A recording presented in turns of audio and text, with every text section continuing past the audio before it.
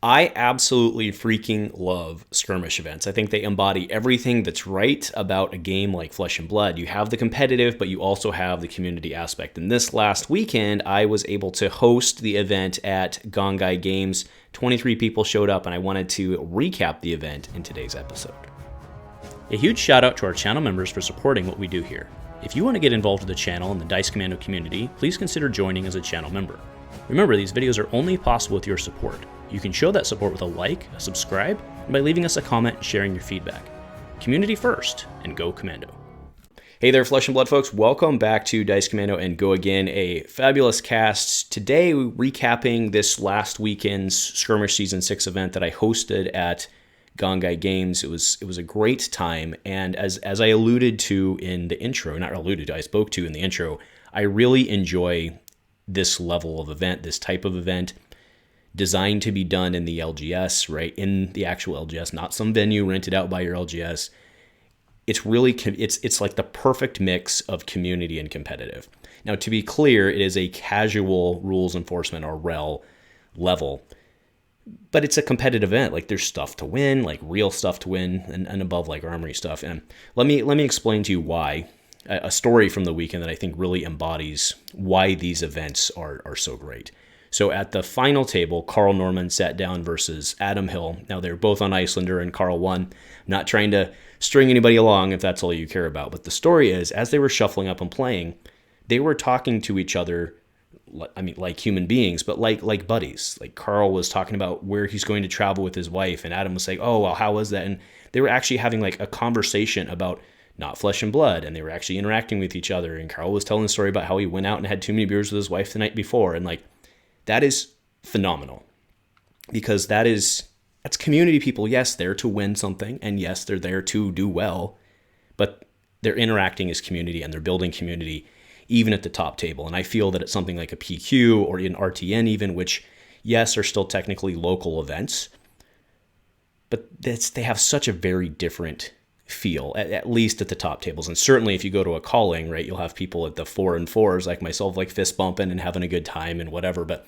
at the top tables, you're not getting people asking people how their day has been going, and you're not getting people asking like trips and having those conversations. So anyway, I just wanted to share that story because I really thought that embodied this type of event. Now, as we go through this tonight, I do have a slideshow going with some pictures, but I'll be throwing some other stuff up. So let's go ahead and recap the day. So we started at noon that day. So skirmishes are by design intended to be played in the LGS, not hosted by an LGS and renting out some venue. It actually specifically says that in the invite to do skirmish that it's intended to be held in the LGS, which I think is really cool. So we capped our registration at 30. I did not expect to get that because Travis at Fab Foundry, he was doing his LGS store, which is Disc and Dice, across town. And he has the competitive team, the Fab Foundry team. So we knew that the field was going to be split.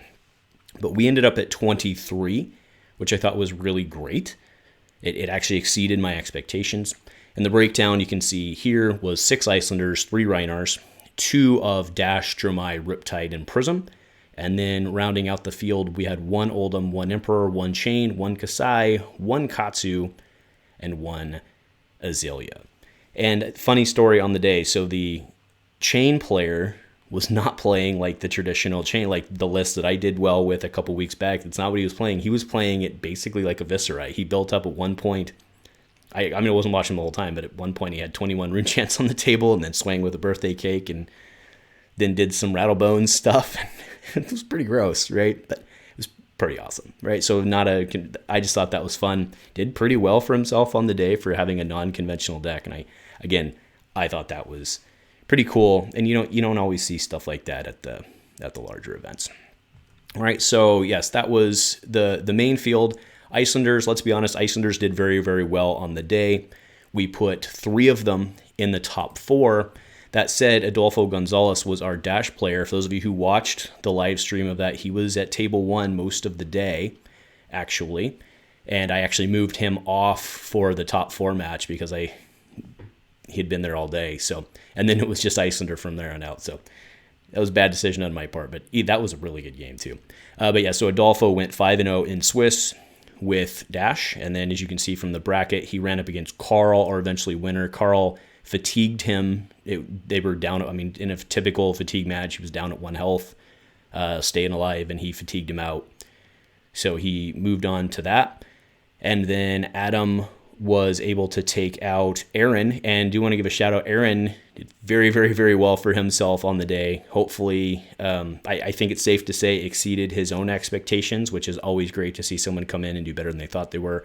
We're really proud of you. You've come a long way since you started coming around, and I think that's pretty phenomenal.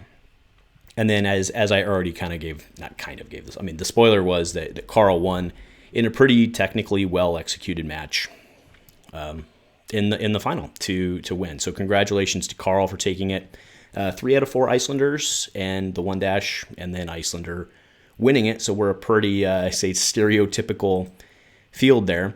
But what I thought was cool was the main field. We got some very good, I kind of wanted to talk to some specific decks I saw on the day. Billy's Emperor deck, Billy Horn's Emperor deck. He's been running that for a long time, a while now in Blitz.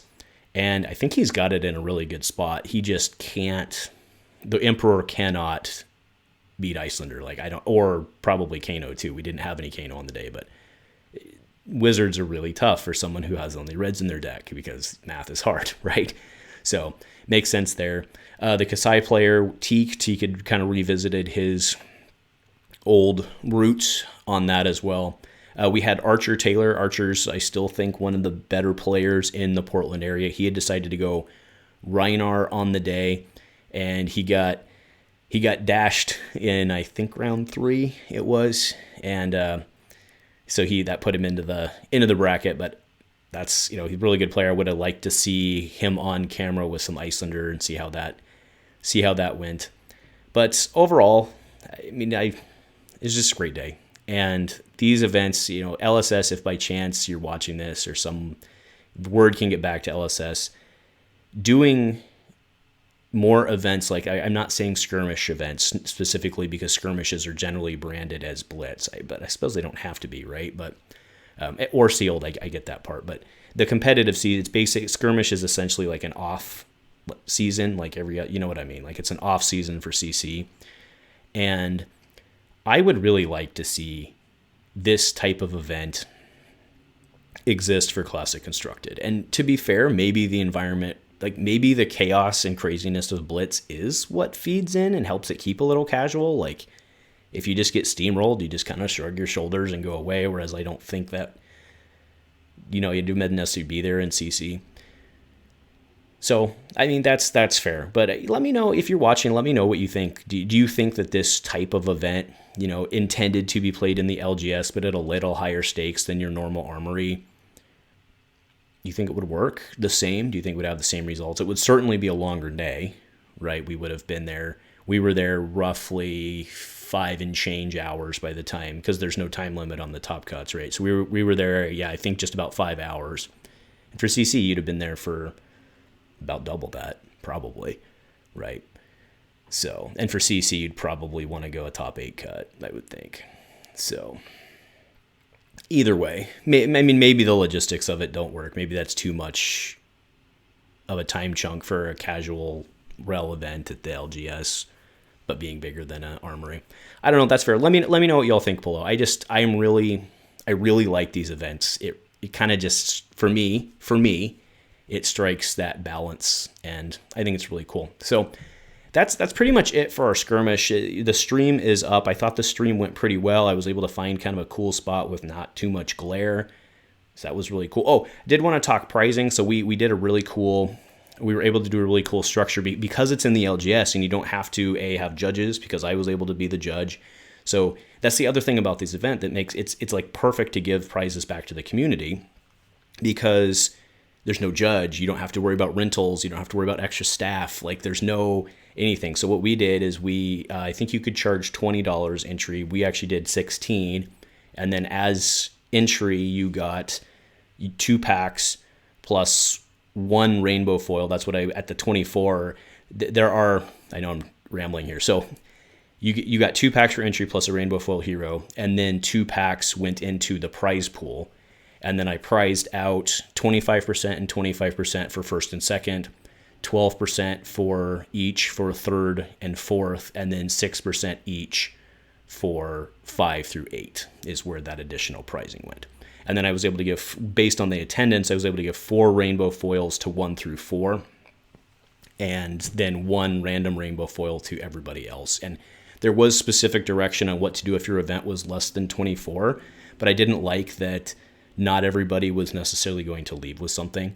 So I made the executive decision with my right as TO, which they do, say you do, that you can, so I changed it because I wanted everybody to leave with an LSS price, right? So they did. So that's how I handled it. But to my point of not having all of these extra expenses because it's in the LGS, everybody got, well, you didn't necessarily get 100% of your pricing, but I was able to return 100% of the entry fee into pricing to folks. That's phenomenal, right? And it's just the best of both worlds. The store was happy because for 5 hours they were able to sell actually just a little under a case of product, in addition to what everybody else already bought.